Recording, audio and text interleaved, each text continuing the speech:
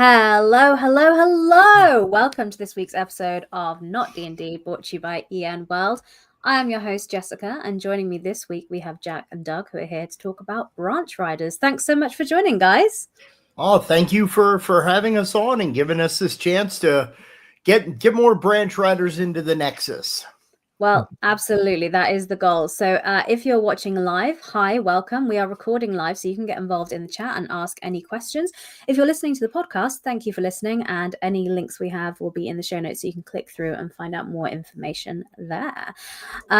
So we're going to be talking about Branch Riders. It is funded on Kickstarter, so if you're interested, you can click through when you're listening or watching to have a look at it there. It's all fully funded and going ahead. We're going to dive into the game, the mechanics, how it got started, but before we dive into that, as always, I want to talk about the two of you as creators and how you got started in games and how you ended up here. So Doug, how about we start with you? Would you like to introduce yourself and perhaps your earliest gaming memories you have, if you remember the first game that you played, maybe? Sure. Hello, everyone. My name is Doug Hagler. Sometimes I'm also Doug Underhill. The first game I remember really clearly, it was Gary Gygax's Dangerous Journeys. It was the game that he wrote after he left TSR, that TSR later sued out of existence.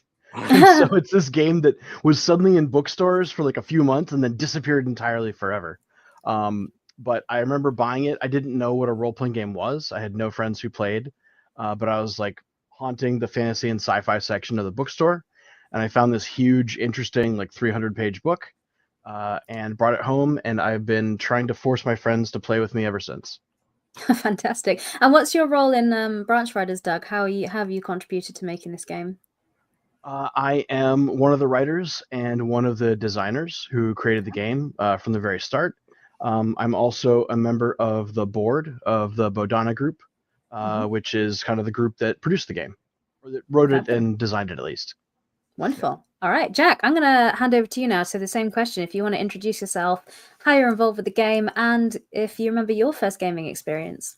Hello, I'm Jack Birkenstock Jr. I'm executive director and one of the founders of the Bodhana Group, which we'll talk about. I was the project lead on Branch Riders, so I was also designer, writer, kind of had the original genesis for the idea when we got started. As part of, I guess, my gaming history, my first serious role-playing game was the Ghostbusters RPG from West End Games, 1986. I'm a huge fan of Ghostbusters. I've seen the movie over 400 times. I can quote it back to front. And that was just my love of Ghostbusters led me to RPGs, and that has been a long, long journey of many, many different systems played. But yeah, I actually still play Ghostbusters to this day. And we actually use it in our trainings as a great beer and pretzels kind of intro role-playing game for folks that we train. Fantastic. Love that. Well, how about we talk about the Bodhana Group and how that relates to the game? So could you give us an intro, either Doug or Jack? I don't know who wants to take this question. I could take this one, do you think, Doug? The Bodhana Group, and I'll talk about the game part of it, maybe. That'll work. Okay. Cool.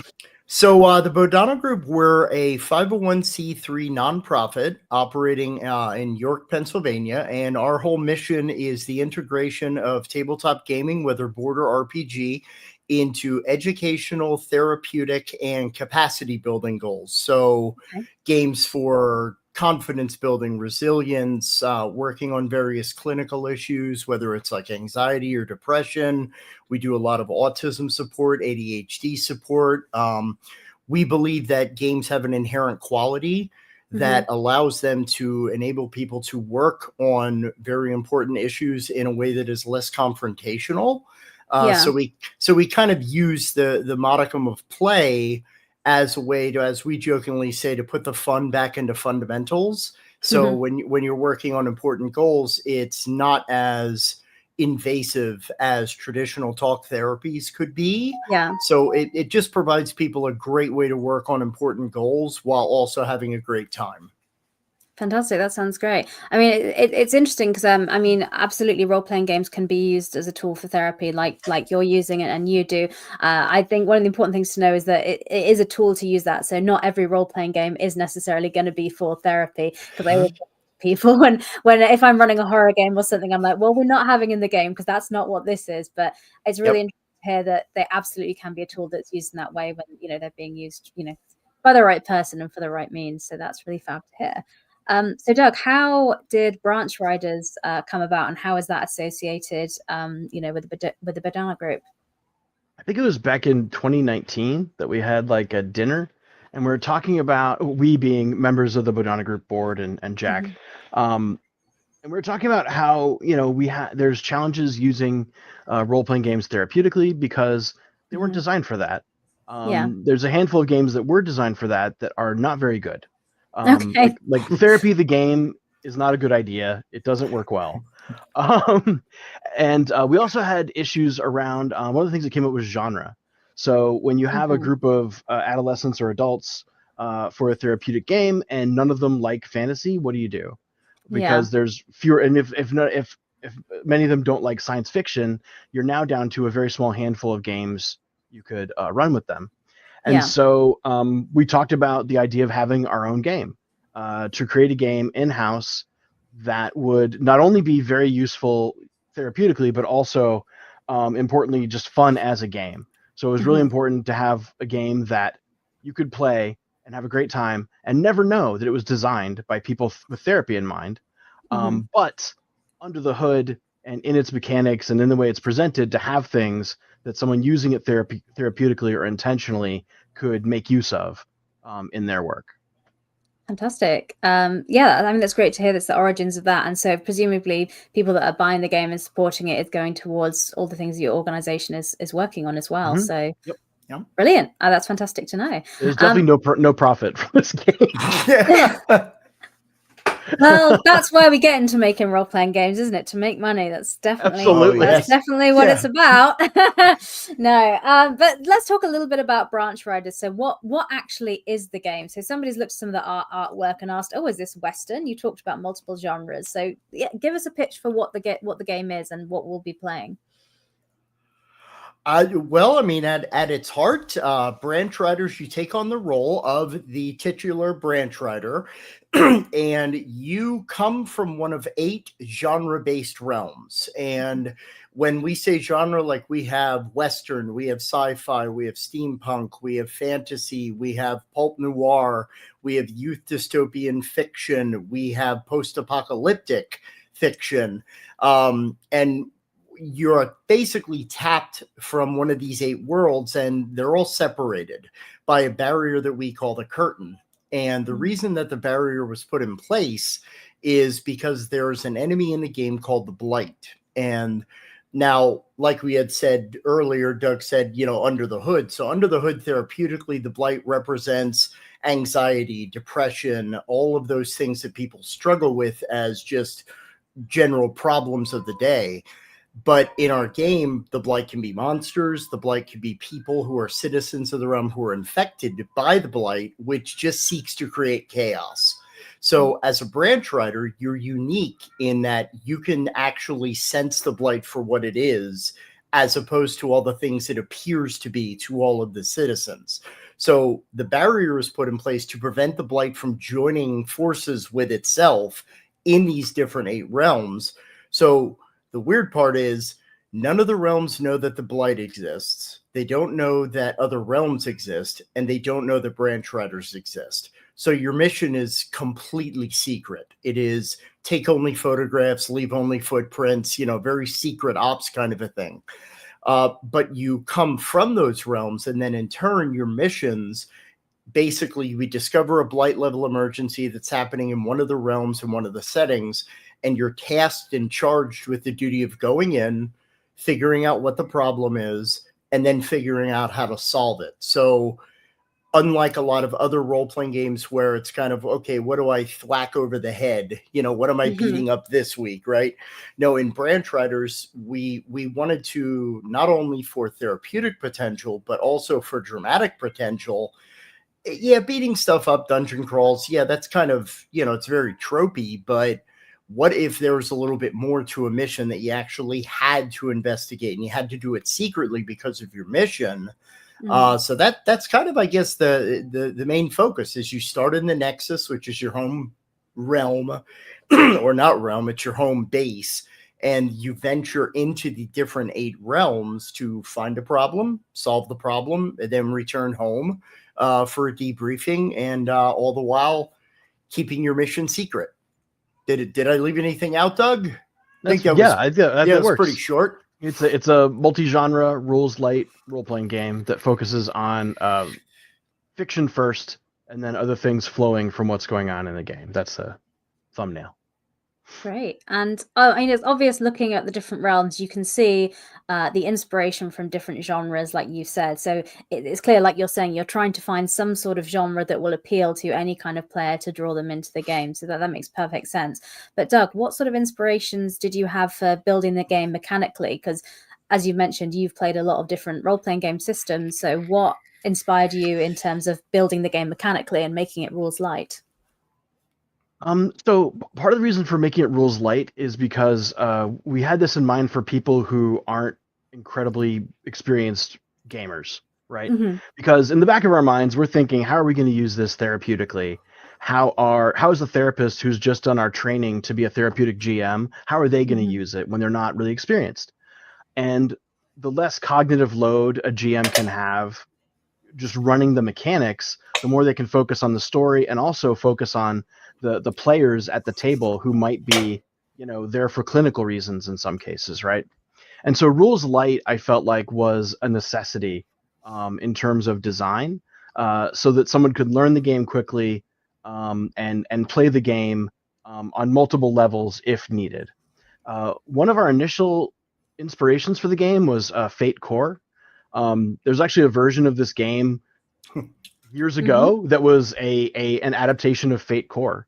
And we were using Fate mechanics for a while. Fudge dice, yeah. Dice, yeah. But we just ran into, it wasn't quite doing what we wanted. And we eventually decided to kind of shed the Fate kind of snake skin and adapt things in ways that we wanted to do them. So, if you're looking carefully and you're aware that Fate Core is an inspiration, you might notice some things in there that come a bit from that.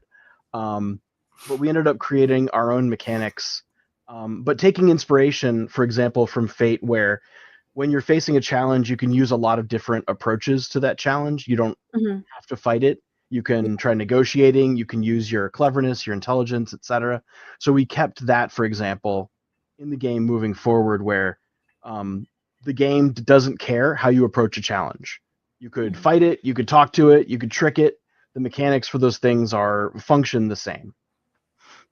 And we'll dig into the mechanics in a bit. But before we jump in too far, I'd love to talk about the characters and the people that we can play in this game. So if you're watching the live stream, there's loads of artwork and we're seeing a variety of different characters. So Jack, if I sat down to play this game, who would I be playing and what would character creation look like?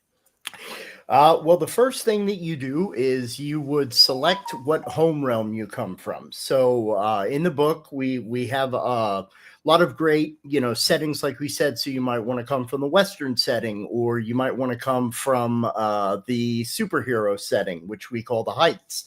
So after picking your home realm, which basically sets you up as to where you're coming from. So you already have kind of a genre idea of what your character might what their daily life might look like and what setting kind of drew them into the Branch Riders. Right. From there, you first then go to selecting the levels of your approaches. So like Doug had said, with approaches, you basically have 5 main approaches. We have creative, forceful, knowledgeable, observant, and social. So these, again, represent basically, instead of like your traditional, I'm using strength or dexterity or charisma or whatever, we wanted, again, to be like, how are you solving the problem is where you start. And it kind of lends a little bit in mechanics, but you basically select the one of those, two of those that you are the best at, 2 that you're kind of okay in, and then 1 is a D4, because in Branch Riders, we use D4 through D12. There is no D20 in our system. So after you slot your approaches to what die code you want them on, you then stat your skills. Now, for those watching the show, the actual grid that you see here is definitely a holdover from older systems. We now pretty much you write in the die code, much like you would in like Savage Worlds, for example. So you then take the skills, and there are 11 possible skills in the game, but you only have access to 10 when you start your character, because we always assume there's something that either in Branch Riders Academy you are sleeping in class or not paying attention, or maybe it's just a thing you're not very good at. But you then pick the levels for your skills. Now, going further, you then pick your gift, which is a special ability that you bring from your home realm. So those are also genre flavored and genre themed. And we'll talk more about gifts when we get to the mechanics. But these are basically kind of like spells or special abilities that you would bring. And you pick one or two, depending on how your GM is starting off the campaign. Other than that, mechanically, we're very simple. Equipment is literally you list 2 or 3 things that your character carries with you. There are not 18 pages of gun porn where, you have like, well, what's a short axe versus a throwing axe? What's the damage? It's an axe. You use it to cut something or throw it at something to hit it. That's all it does. And then you decide your impression and your description. Impression is how you appear to people. And then description is who you really are inherently. Then the only other part to your character is you decide a purpose, which is a unique question that your character is seeking to answer through their adventures, which we put in one as kind of a raison d'etre, I guess, of, when your character is going through their different adventures.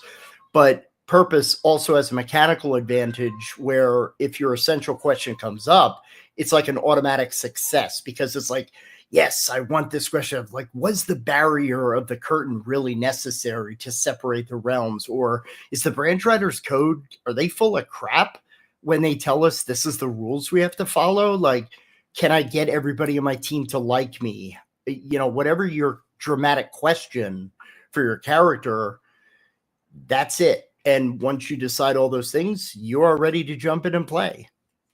Fab. And it sounds like character creation, whilst you've got a lot of choices and things you can make, it seems like it would be reasonably quick. How long does it take people if they're making a character generally? Including like explaining all the mechanics and all that kind of stuff, like having run a bunch of demos, 15 minutes. Oh, okay. Yeah. So maybe 30 minutes for a table. It depends. I mean, people are very familiar with role-playing games. 15 minutes. If they're sitting down like, what's Branch Riders? Then maybe like 30. Yeah, sure. But if you're already familiar with the system, 5 minutes. Yeah. Very easy. If you know what these things are, you could make a new character really quickly. Yeah, and that and you could even have some added, like we have rules in the book, like if you want to create your own gifts, maybe what's in the book, you have a unique idea. We are absolutely open to, player created whatever. And they're very simple rules on how you would create one of those added things, and that might add some extra time. Sure, but at that point, you're kind of hacking at that point. Like, you're really into it at that juncture.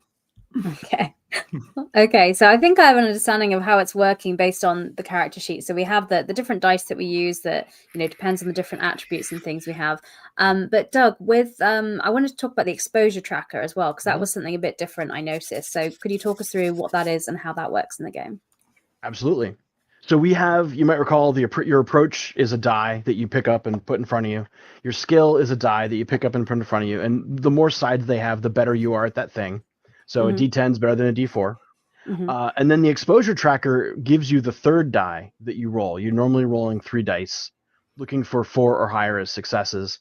The exposure tracker measures how exposed you are to the Blight, how aware the Blight is of you in the world. And the exposure tracker is something that exists on the table, and your character also has in the game. One of the things we wanted to do is to allow characters to have conversations about what's going on in the game using language that worked as a mechanic or as just common language. Because you always have the situation like, okay, you're trying to find out how many hit points your friend has left, and you're like, out of 100% healthy, how healthy does your character look, right? Whereas we could say you're injured, or our exposure tracker is in the yellow, we're in trouble. So basically, as you can see, you start with white and go to purple. Green, you're doing well, you get D8s. Yellow, you're doing less well, you're getting D6s. And then red, you're getting D4s. And then when you hit level 10 exposure, you get no situation die at all. You're only rolling 2 dice now. It's gonna be much harder to succeed, and you're in a lot of trouble. Okay.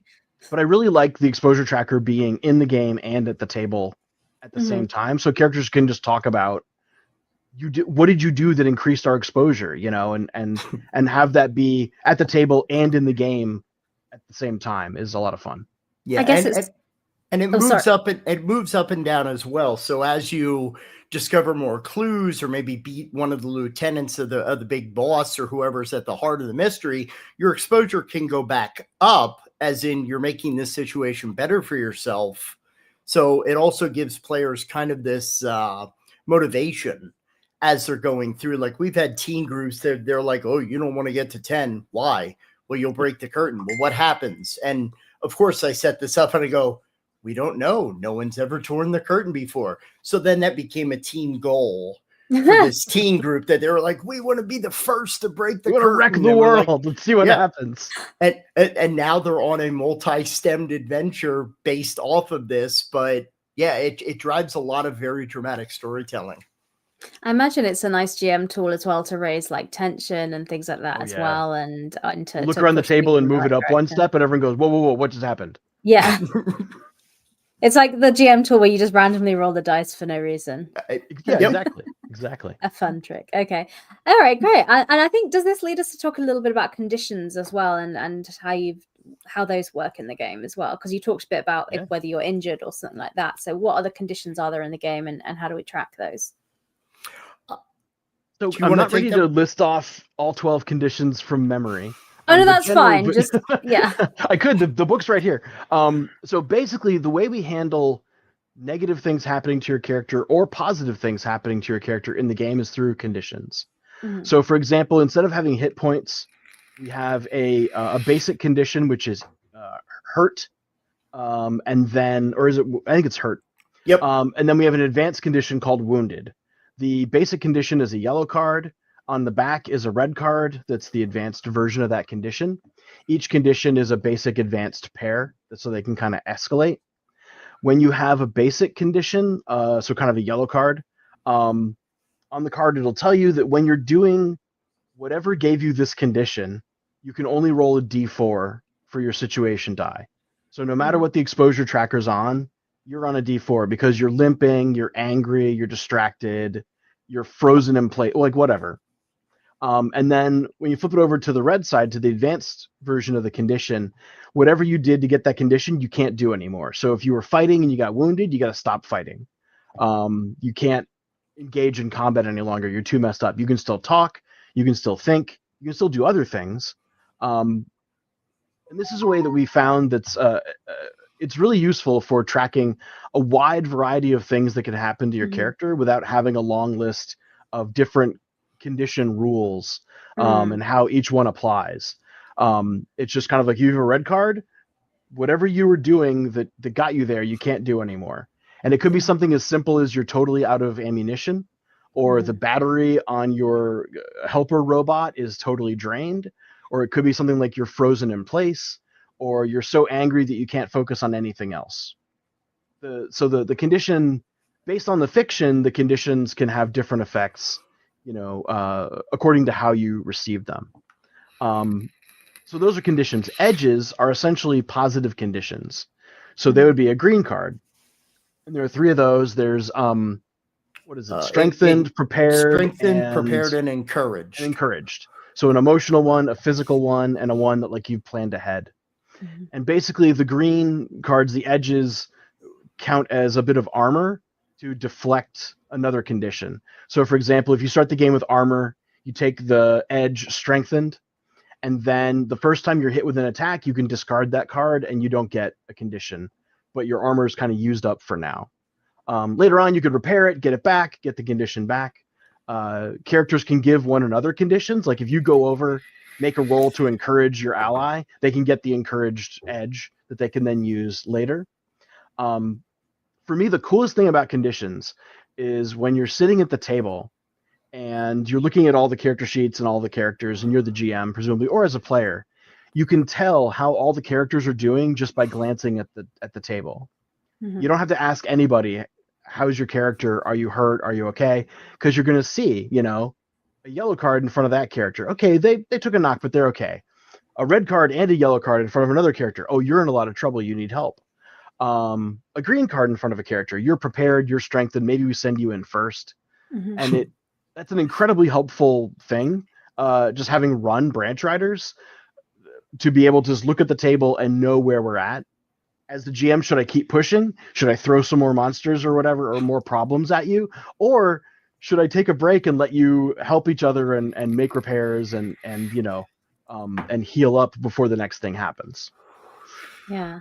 I mean, speaking about running the game, I'd love to talk about it a little bit from that side of the table as well, because it being rules light and the way you've talked about your approach to design, you've wanted it to be accessible for people that perhaps haven't played role-playing game systems before. And I think that's clear from what we've talked about, that you can approach it in that way because it's very kind of narrative based. But I'm wondering how it feels for a GM to run it. And I know that you folks are using it obviously as a therapeutic tool, so perhaps if we look at it from the lens of, if I was just, I'm playing for fun. So if I was going to approach it as a GM, do you have any recommendations or guidance for how to run branch riders as a GM? I would say that the idea of, we designed this, when we say it's a narrative based role-playing game, it's not just a sweet song that we attach to that description. It literally is, the mechanics and everything are just about telling a cogent story. So as a DM in Branch Riders or GM, you don't roll dice. Your focus is on interpreting the player's actions and interpreting the roles. That's pretty much the main job of the game master.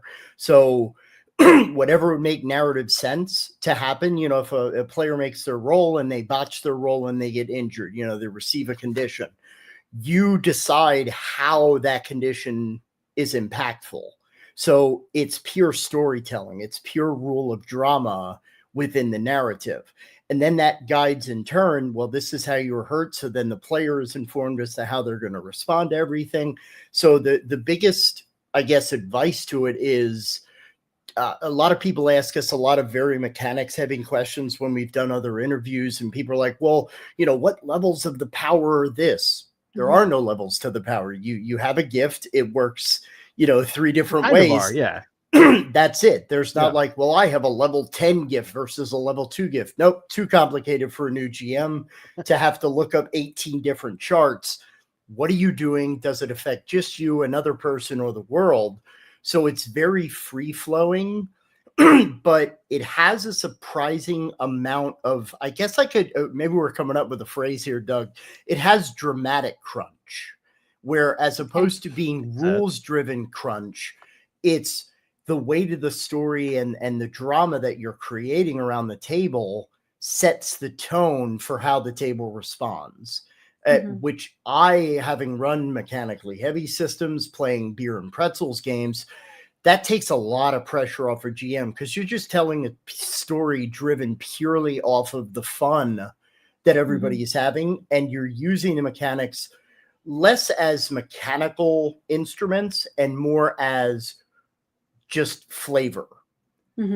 Like that. This is interesting. Yeah. So this is an example of how Jack and I are different kinds of GMs. And very much well for both kinds, because Jack will take any game and he'll go with the flow and focus on drama and not worry about rules. One of the things I like about Branch Riders is that the mechanics generate a story without you having to work very hard to do it. Okay. Because the way that dice rolls work are, whenever you roll the dice, something in the fiction will change. There's no situation where you roll dice and nothing happens. So either things get worse, or the character or the player makes an interesting choice, or you get what you wanted, or you get what you wanted and it's even better. And so the experience for me of running branch riders is that it's very comfortable and very easy. I can really be sitting there thinking about what's next, what's interesting, etc., because every dice roll is going to hand me on a plate an idea for the next thing. Mhm. And things don't get bogged down, they don't get stymied. All I have to do is figure out, okay, things get a little worse. What's one worse thing that could be happening right now? Throw that Mhm. out, the players start scrambling, and I go back to thinking about what I want to do next, or when I'm going to Yeah. bring in this or when I'm going to bring in this. If you want to raise the tension, you can increase the exposure tracker. There's lots of ways to reward characters who are making good choices. There's lots of ways for consequences to come back to you without having to really think about shoehorning it in or imposing it on the game. It just kind of generates it as you go.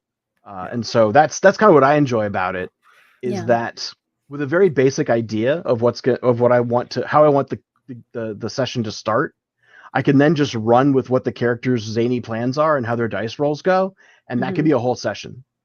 And I can be pacing it based on the level of exposure and also the conditions that are out, and that pacing is right there. It's visual, it's easy to figure out, everyone can see it, and that lets me not worry about those things that in other games you have to come in and worry about. What's a good pace? What's a good consequence? What's a good next thing? Yeah. There's a lot of help there, which is what I like about it. And even when we talk about the Blight, because in the final book, like each realm has its own realm guide in the back, and we have sample blights, like sample enemies and possessed people and whatnot, and even the mechanics, quote unquote, of the Blight. Like when the Blight does an attack in our game, we actually have powers that the Blight has, and the power will tell you, these are the die you roll to make your defense. So as a GM, you don't even have to guess. You'll say, well, this is requiring the players to make a forceful athletics roll. That's the player's defense check. So as a GM, all you're saying is, okay, well, if the attack would be happening, what's the most logical combination of approaches and skills that a player would have to roll to defend against that? So it's very intuitive also. And there's lots of now we did this therapeutically, of course, so that a player could have multiple types of decisions that they would want to make. We wanted to encourage problem solving and creative problem solving, creative thinking.